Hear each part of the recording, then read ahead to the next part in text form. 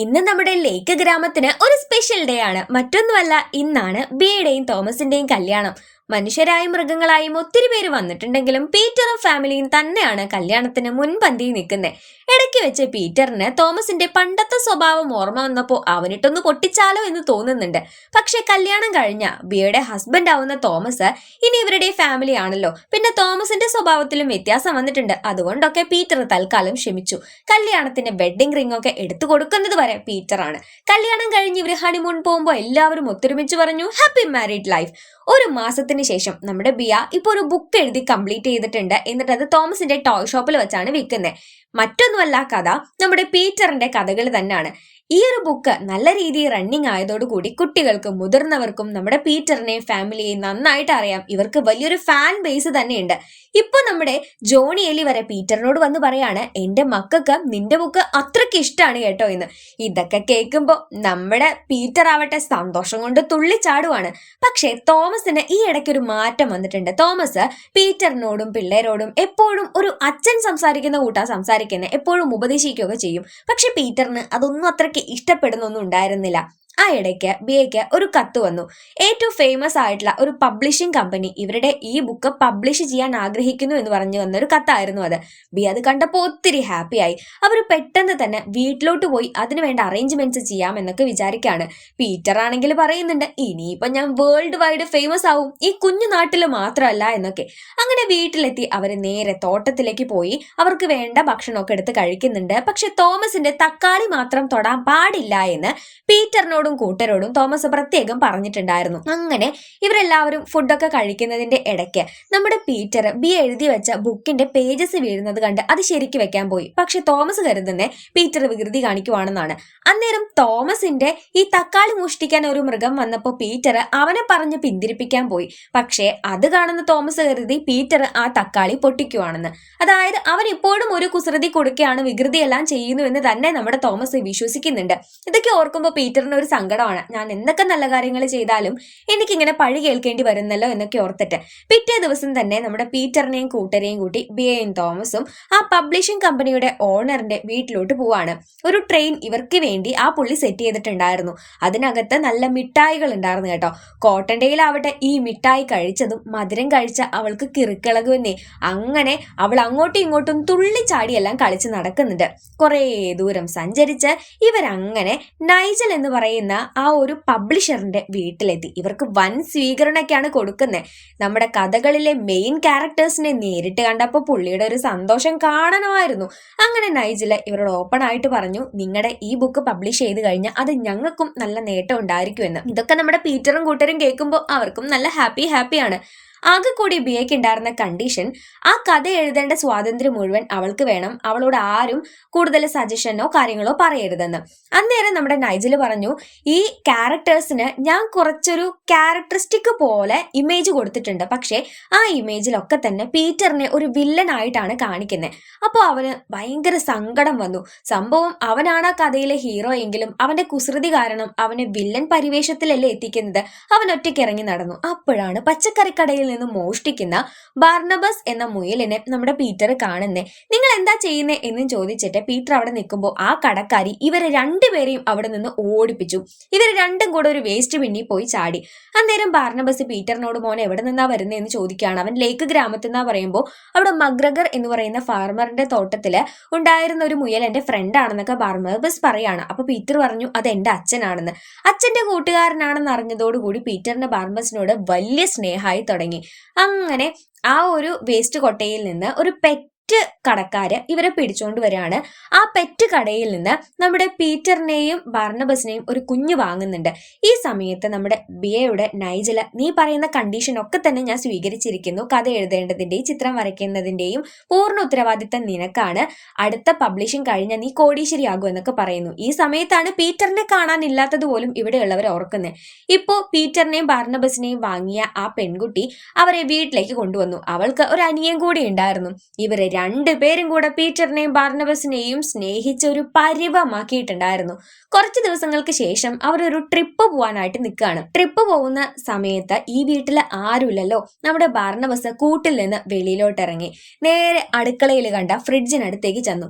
അത് തുറന്ന് ഓരോരോ പച്ചക്കറി എടുക്കുമ്പോൾ നമ്മളിങ്ങനെ ചെയ്യാൻ പാടില്ല എന്ന് പീറ്റർ പറയാണ്. നിങ്ങൾക്ക് ഗ്രാമത്തില് മഗ്രഗറിന്റെ ഫാമിൽ നിന്ന് മോഷ്ടിക്കാമെങ്കിൽ സിറ്റിയിൽ ഇങ്ങനെ ഫ്രിഡ്ജിൽ നിന്നാണ് നമ്മൾ മോഷ്ടിക്കേണ്ടേ എന്നും പറഞ്ഞ് അവിടെയുള്ള സകലമാന സാധനങ്ങളും ഇവര് രണ്ടുപേരും കൂടെ വാരിക്കൂട്ടി. ഇവർക്ക് രണ്ടുപേർക്കും അത് എടുത്തോണ്ട് പോകാൻ പറ്റത്തില്ല എന്ന് പറയുമ്പോൾ ബാർണബസ് അവന്റെ ഫ്രണ്ട്സിനെ അങ്ങോട്ട് വിളിക്കുകയാണ്. എലിയായിട്ടുള്ള സാം, പിന്നെ കിറ്റൺ മിറ്റൺ എന്നറിയപ്പെടുന്ന സഹോദരങ്ങളായിട്ടുള്ള 2 പൂച്ചകള്, ഇവരെല്ലാവരും കൂടി അവിടേക്ക് വന്നു. എന്നിട്ട് ഇവര് ഒതുക്കി കൂട്ടിയ സാധനങ്ങളെല്ലാം എടുത്ത് വെളിയിലോട്ട് കടക്കുമ്പോഴേക്ക് ഈ വീട്ടിലുള്ള ആയ കടന്നു വരികയാണ്. അങ്ങനെ ഈ മുയലുകള് ഇവിടുത്തെ സാധനങ്ങളെല്ലാം അടിച്ചു മാറ്റി കൊണ്ടുപോകുന്നു എന്ന് കണ്ടപ്പോ ആ ലേഡി ഇവരെ ഇടിക്കാനായിട്ട് വരുന്നുണ്ട്. അന്നേരം ആ ലേഡിക്കിട്ട് നല്ല പണിയും കൊടുത്ത് നമ്മുടെ പിള്ളേര് അവിടെ നിന്ന് ഒരൊറ്റ പോക്കായിരുന്നു വെളിയിലോട്ട്. ഈ കുഞ്ഞുങ്ങളെ ഉന്തുന്ന വണ്ടി ഉണ്ടല്ലോ, അതിനകത്ത് ഈ സാധനം എല്ലാം കയറ്റി ഇവരുടെ ഒളിത്താവളത്തിലേക്ക് വണ്ടിയെല്ലാം ഇവരെത്തിച്ചു. അങ്ങനെ പീറ്ററിനോട് എങ്ങനെയുണ്ട് ഈ പരിപാടി എന്ന് ചോദിക്കുകയാണ്. സംഭവം അടിപൊളിയാണ്, കാരണം ഒരൊറ്റ മോഷണം കൊണ്ട് കുറെ നാളത്തേക്കുള്ള ഭക്ഷണമൊക്കെ ഇവർക്ക് കിട്ടും. എന്നാലും ഇത് കുറച്ച് മോശപ്പെട്ട പരിപാടിയല്ലേ എന്ന് ചോദിക്കുകയാണ് പീറ്റർ. ബർണബസ് വീണ്ടും അവന്റെ അച്ഛന്റെ കാര്യം പറഞ്ഞു. നിന്റെ അച്ഛൻ നിങ്ങൾ കുഞ്ഞുങ്ങളായിരിക്കുമ്പോൾ എത്ര കഷ്ടപ്പെട്ട ആ മോഷണമൊക്കെ നടത്തിയിരുന്നേന്ന് അറിയാം, എനിക്കതൊക്കെ അറിയാമെന്ന്. അങ്ങനെ ഇമോഷണൽ ആയിട്ട് ടച്ച് ചെയ്തപ്പോൾ പീറ്ററും ഓക്കെ നല്ല കാര്യമാണ് എന്ന് പറയുന്നുണ്ട്.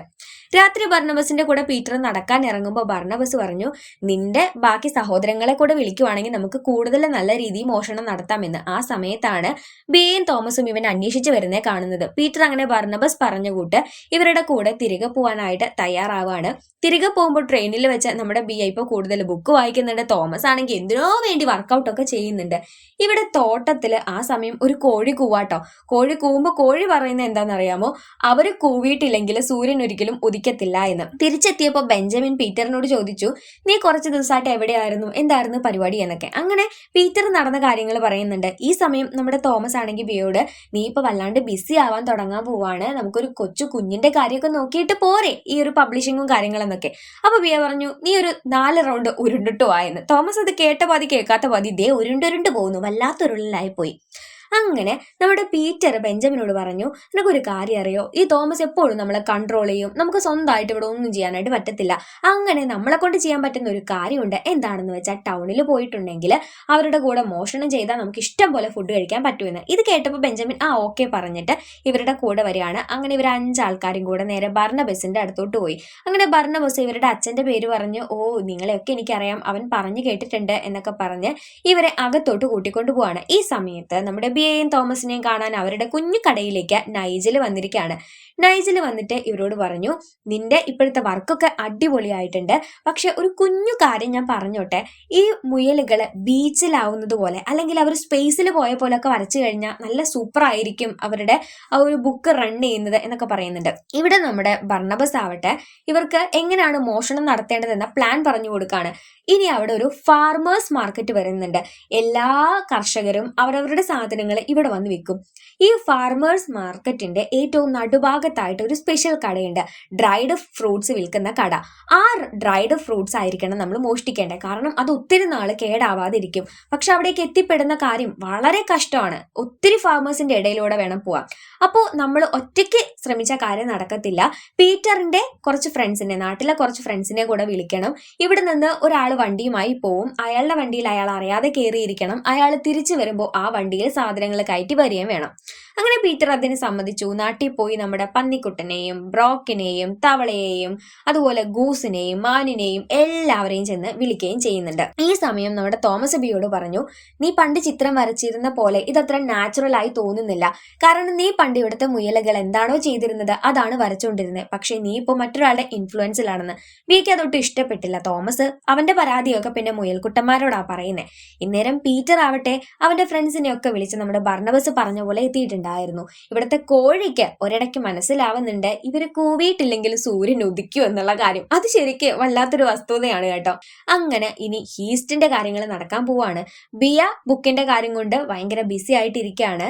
അവളെ ഓരോ കാര്യത്തിൽ ഇൻഫ്ലുവൻസ് ചെയ്യാൻ വേണ്ടി നൈജൽ കൂടെ ഉണ്ടായിരുന്നു. നീ ഈ രീതിയിൽ മൂവ് ചെയ്താൽ നിനക്ക് അങ്ങനെ നേട്ടം ഉണ്ടാവും എന്നൊക്കെ പറഞ്ഞ് അങ്ങനെ ബിയയ്ക്ക് അവളുടെ സ്വന്തം വ്യക്തിത്വം തന്നെ നഷ്ടപ്പെടുന്നു എന്ന് കണ്ടപ്പോൾ നമ്മുടെ തോമസ് ആരും അറിയാതെ നൈജലിനെ പോയി കണ്ടു. എന്നിട്ട് പറഞ്ഞു, അവളിപ്പോ നിങ്ങളുടെ കാരണം കൊണ്ട് വളരെയധികം ബിസി ആയിട്ടിരിക്കുകയാണ്, ഞങ്ങൾക്കൊരു കുഞ്ഞിന് പോലും ട്രൈ ചെയ്യാൻ പറ്റുന്നില്ല.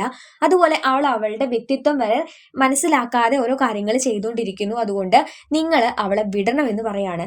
അങ്ങനെ നൈജൽ ഇക്കാര്യം നേരെ ബിയെ അറിയിച്ചു. അതായത് നിന്റെ ഹസ്ബൻഡ് ഈ രീതിയിൽ വന്ന് സംസാരിച്ചെന്ന്. ബിയയ്ക്ക് നല്ല രീതിയിൽ ദേഷ്യം വന്നു. നിങ്ങൾ എന്തിനാണ് എന്റെ പ്രൊഫഷന്റെ കാര്യത്തിൽ ഇടപെടുന്നതെന്ന് ചോദിച്ച് തോമസിനോട് വമ്പൻ വഴക്കായി. ഒരു കാര്യത്തിന് വഴക്കടിച്ചു തുടങ്ങിയതാണെങ്കിലും ആ കാര്യം വീണ്ടും വീണ്ടും പലതായി മാറി. ഇവര് വേറെന്തൊക്കെയോ കാര്യത്തിന് വേണ്ടി വഴക്കോട് വഴക്ക്. ഇതേസമയം പീറ്ററും കൂട്ടരും ആവട്ടെ ഈ ഒരു ഫാർമേഴ്സ് മാർക്കറ്റിന്റെ സൈഡിൽ വന്ന് പമ്മിയിരിക്കുകയാണ്. ഒരവസരം കാത്ത് അകത്തോട്ട് പോകാൻ വേണ്ടിയിട്ട്. ആ ഒരു ഡ്രൈഡ് ഫ്രൂട്ട്സിന്റെ കട ഒരു പെൺകുട്ടിയാണ് നോക്കി നടത്തുക. ആ കുട്ടിയുടെ കണ്ണ് വെട്ടുന്നത് ആ ഒരു സമയം നോക്കി വേണം ഇവർക്കത് മോഷ്ടിക്കാനായിട്ട്. തൊട്ടപ്പുറത്തെ കടയിലുള്ള ഒരു പയ്യനെ നോക്കിയാൽ മാത്രമാണ് അവൾക്ക് ശ്രദ്ധ പോകത്തുള്ളൂ. അങ്ങനെ അതൊക്കെ പ്ലാൻ ചെയ്ത് ഇവർ അകത്തോട്ട് പോകുന്നുണ്ട്. പോകുന്ന വഴിക്കുള്ള കർഷകർക്കൊക്കെ ഓരോ പരിക്കുകൾ ഉണ്ടാക്കി വെച്ച് അവരെ തൽക്കാലത്തേക്ക് അനങ്ങാൻ പറ്റാത്ത രീതിയിലാക്കുന്നുണ്ട്. അങ്ങനെയെല്ലാം ഇവർ അകത്തോട്ട് പോയി ആ ഒരു ഡ്രൈഡ് ഫ്രൂട്ട്സിന്റെ കടയുണ്ടല്ലോ അതില് ആ ഒരു ട്രാക്കില് ഒരു കുഞ്ഞു കയറ് കെട്ടിവെച്ചു. ഈ പെണ്ണിനെ ഇഷ്ടപ്പെടുന്ന ആ പയ്യനെ ഒരു ആക്സിഡന്റ് പോലൊരു സംഗതിയിലാക്കുമ്പോൾ ആ പെണ്ണ് അവിടേക്ക് ഓടിച്ചെല്ലും. ആ തക്കത്തിന് ഇവര് ഈ ഡ്രൈഡ് ഫ്രൂട്ട്സിന്റെ കാർട്ടും എടുത്തുകൊണ്ട് പോകും. പക്ഷേ അവിടെ നമ്മുടെ തോമസ് അവന്റെ തക്കാളി വിൽക്കാൻ വന്നിട്ടുണ്ടായിരുന്നു. അതുകൊണ്ട് തന്നെ പീറ്ററും കൂട്ടരും നടത്തിയ ഒരു പ്രവൃത്തി കണ്ടു. അങ്ങനെ ഇവരെല്ലാവരും വണ്ടിയിൽ കയറുമ്പോഴേക്ക് പീറ്റർ ഒഴികെ ബാക്കി എല്ലാവരെയും ട്രാപ്പ് ആക്കിയിട്ടാണ് ബർണബസും കൂട്ടരും വണ്ടിയിൽ കയറി പോകുന്നത്. പീറ്റർ അവരോട് കാര്യം അന്വേഷിക്കുകയാണ്. അപ്പോൾ നമ്മുടെ ബർണബസ് പറഞ്ഞു, സത്യം പറഞ്ഞ ഇവന്റെ അച്ഛനെ ഒന്നും ബർണബസിന് അറിയത്തില്ല. ആ ബുക്ക് വായിച്ചിട്ടാണ് ഇവരെയൊക്കെ പരിചയമുള്ളത്. അങ്ങനെ പീറ്ററിനെ യൂസ് ചെയ്തിട്ട് ഈ ഒരു മോഷണം നടത്താൻ വേണ്ടി ബർണബസ് മുൻകൂട്ടി പ്ലാൻ ചെയ്തതാണെന്ന്. പക്ഷേ തന്റെ കാരണം തന്റെ ഫാമിലിയും ഫ്രണ്ട്സും അപകടത്തിൽ പെട്ടപ്പോൾ പീറ്റർ അവരെ രക്ഷപ്പെടുത്താൻ വേണ്ടി ഇവർക്കുള്ളത് കൊടുക്കാമെന്ന് പറഞ്ഞു പോവാണ്. ഈ സമയത്തേക്ക് നമ്മുടെ പിള്ളേരെയൊക്കെ തന്നെ ഓരോരുത്തർ വാങ്ങിക്കൊണ്ടുപോയിട്ടുണ്ടായിരുന്നു.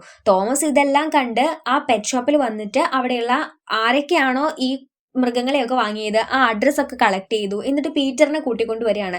കാരണം പീറ്റർ തോമസിനോട് ആദ്യം സോറി പറഞ്ഞു, അവനെ ഇഷ്ടമില്ലാത്ത രീതിയിൽ ഓരോ കാര്യങ്ങൾ ചെയ്തു കൂട്ടിയതിന്. തോമസ് ഒരു അച്ഛനെ പോലെ പ്രവർത്തിച്ചത് കൊണ്ടാണ് താൻ അങ്ങനെ ദേഷ്യം പിടിച്ചതെന്നും പിന്നെ എൻ്റെ കയ്യിലും ഫോൾട്ട് പറ്റി, എൻ്റെ കാരണമാണ് എൻ്റെ ഫാമിലിയും ഫ്രണ്ട്സൊക്കെ തന്നെ ഈ രീതിയിൽ നഷ്ടപ്പെട്ടു പോയതെന്നും പീറ്റർ പറയുമ്പോൾ തോമസ് പറഞ്ഞു, എനിക്ക് അച്ഛനില്ലാതെ പോയ വിഷമം എനിക്കറിയാം, നിങ്ങൾക്കൊരു അച്ഛൻ ഉണ്ടായിക്കോട്ടെ എന്നും കരുതി ഞാൻ മനഃപൂർവ്വം അങ്ങനെ ആക്ട് ചെയ്തതാണെന്ന്. അപ്പോൾ പീറ്ററിന് തോമസിന് തന്നോടുള്ള സ്നേഹമൊക്കെ മനസ്സിലായി. അതിനിടയ്ക്ക് ഇവർ വന്നിരുന്ന വണ്ടിയെല്ലാം തന്നെ എവിടേക്കോ പോകുന്നുണ്ട് കേട്ടോ.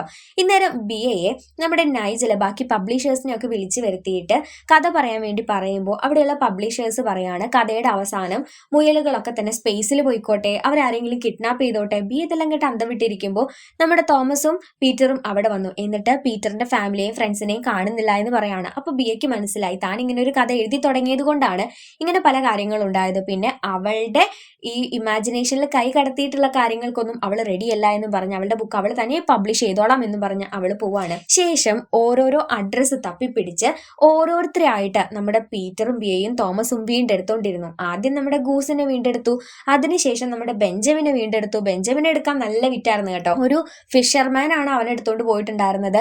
അതിനുശേഷം തവളയെ ഒരു സയൻസ് ലാബിൽ നിന്ന് തിരിച്ചെടുത്തു. ഫെലിക്സിനെ തിരിച്ചു വാങ്ങി, അതായത് മാനിനെ. പിന്നെ ബ്രോക്കിനെ ഹിമാലയത്തിൽ പോയി തിരിച്ചെടുത്തു. പിന്നെ ഫ്ലോപ്സിയെയും മോപ്സിയെയും കോട്ടട്ടെയിലെയും പിടിക്കാനായിട്ട് ഒരു വിമാനത്തിൽ കയറി. അതിനെല്ലാം ശേഷം നമ്മുടെ പന്നിക്കുട്ടനെ എടുക്കാനായിട്ട് അറവുശാലയിലേക്കും പോയി.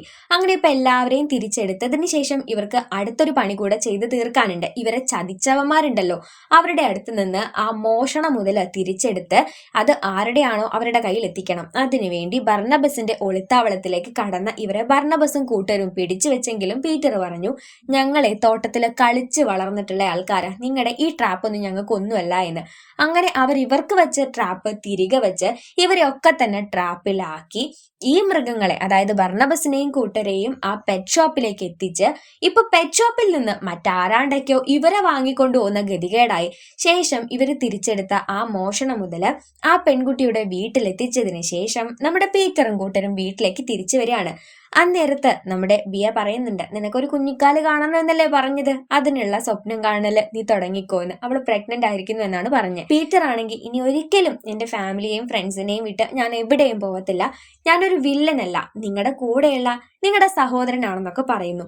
പിന്നീട് നമ്മൾ കാണുന്നത് നമ്മുടെ ബിയയ്ക്കും തോമസിനും കൂടെ ഒരു പെൺകുഞ്ഞ് ജനിച്ചതായിട്ടും അവളുടെ രണ്ടാമത്തെ book Peter rabbit run away എന്ന പേരിൽ പുറത്തിറക്കിയതുമായിട്ടാണ്. അവള് വേറെ പബ്ലിഷേഴ്സിനെ ഒന്നും ഉപയോഗിച്ചില്ലെങ്കിലും അവളുടെ ആ ബുക്ക് നല്ല രീതിയിൽ റൺ ചെയ്ത് അത് സക്സസ് ആയി മാറി. ഇത്തരത്തിലെ ഒരു ഹാപ്പി സീനോട് കൂടിയാണ് Peter rabbit 2 the run away എന്ന മനോഹരമായ മൂവി അവസാനിക്കുന്നത്. സോ കൂട്ടുകാരെ, പീറ്റർ റാബിറ്റിനെയും ഫാമിലിയും ഒക്കെ ഇഷ്ടപ്പെടുന്ന എത്ര പേര് നമ്മുടെ വീഡിയോ കണ്ടു? ഇതിന്റെ ഫസ്റ്റ് മൂവി നിങ്ങൾ കണ്ടതാണോ? ഫസ്റ്റ് മൂവി കണ്ടവരാണെങ്കിലാണ് നിങ്ങൾക്ക് ഇതിന്റെ ആ ഒരു കഥ മനസ്സിലാവത്തുള്ളൂ, എന്താണ് ഇതിലെ സ്റ്റാർട്ടിങ്ങിൽ നമ്മൾ ഉദ്ദേശിച്ച കാര്യങ്ങൾ എന്നൊക്കെ. സോ കാണാൻ താല്പര്യമുള്ളവര് ജസ്റ്റ് നമ്മുടെ ഡിസ്ക്രിപ്ഷൻ ബോക്സിലെ ലിങ്ക് ഒന്ന് ക്ലിക്ക് ചെയ്താൽ മതി കേട്ടോ. സോ വീഡിയോ ഇഷ്ടപ്പെട്ടുവെങ്കിൽ ലൈക്ക് ചെയ്യുക, ചാനൽ സബ്സ്ക്രൈബ് ചെയ്യാതെ വീഡിയോ കാണുന്ന കൂട്ടുകാരുണ്ടെങ്കിൽ വേഗം തന്നെ ചാനൽ ഒന്ന് സബ്സ്ക്രൈബ് ചെയ്തേക്കുക, തൊട്ടടുത്ത് കാണുന്ന ബെല്ലൈക്കൺ കൂടി എനബിൾ ചെയ്യാം കേട്ടോ. അതുപോലെ തന്നെ ഈ കഥയിലെ മെസ്സേജ് എന്ന് പറയുന്നത്, നമ്മൾ പേരിന്റെയും പ്രശസ്തിയുടെയും പിന്നാലെ ഓടുമ്പോൾ പലപ്പോഴും നമ്മളല്ലാതായി തീരും. നമുക്ക് ഇക്കാര്യങ്ങളൊക്കെ ചെയ്തു തീർക്കാം, പക്ഷേ നമ്മൾ എങ്ങനെയായിരുന്നോ ആ ഒരു മെന്റാലിറ്റിയിൽ തന്നെയായിരിക്കണം നമ്മൾ എപ്പോഴും ഉള്ളത്. അപ്പോൾ അബ്ദുൽ കലാം ഒക്കെ ഇങ്ങനത്തെ കാര്യങ്ങൾ ഒത്തിരി പറഞ്ഞിട്ടുണ്ട്. അതായത് നമ്മൾ ചിറക് വെച്ച് പറക്കുമെങ്കിലും നമ്മളായി ഇരുന്ന് കഴിഞ്ഞാൽ നേട്ടങ്ങൾ നമ്മളെ തേടി വരും. അപ്പോൾ എത്ര തന്നെ പേരും പ്രശസ്തിയും പണവും ഒക്കെ വന്ന് മൂടിയാലും നമ്മളായിരിക്കാൻ ശ്രമിക്കുക. നമ്മൾ ഒരിക്കലും ഇതിന്റെ പേരിൽ അഹങ്കരിക്കാനായി പാടില്ല, നമ്മുടെ കഴിവുകൾ പണയം വെക്കാനായിട്ട് പാടില്ല. അതാണ് കേട്ടോ. സോ വീഡിയോ ഇഷ്ടപ്പെട്ടു കഴിഞ്ഞാൽ ലൈക്ക് ചെയ്യുക, ചാനൽ സബ്സ്ക്രൈബ് ചെയ്യാതെ വീഡിയോ കാണുന്ന കൂട്ടുകാരുണ്ടെങ്കിൽ ദയവായി നമ്മുടെ ചാനൽ ഒന്ന് സബ്സ്ക്രൈബ് ചെയ്തേക്കുക, തൊട്ടടുത്ത് കാണുന്ന ബെല്ലൈക്കൺ കൂടി എനബിൾ ചെയ്യുക. സോ നെക്സ്റ്റ് ഒരു അടിപൊളി വീഡിയോ ആയിട്ട് വീണ്ടും കാണാം. ബൈ.